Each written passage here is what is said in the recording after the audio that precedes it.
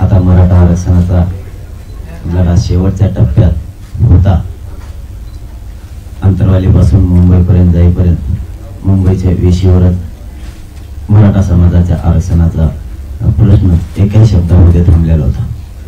ज्या 54 लाख नोंदी मिळाल्या मराठा समाज ओबीसी आरक्षणात असलेल्या म्हणजे कुणबी असलेल्या, त्या आता 57 लाख आहेत आणि 39 लाख नोंदी वाटप केल्या.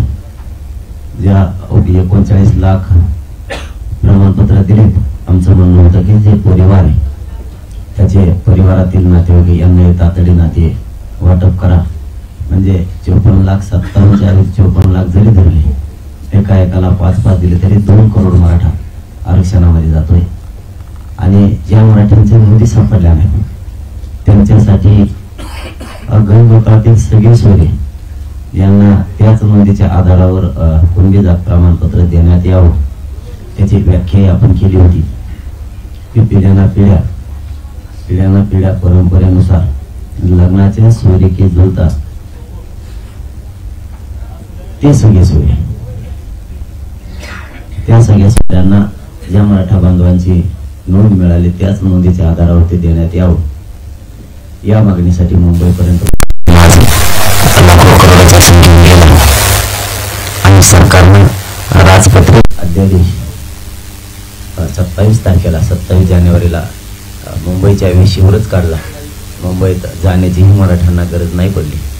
हा मराठा समाजासाठी आणि गोरगरीब गरजवंत मराठ्यांसाठी हा 70-75 वर्षातला पहिला मोठा कायदा आहे.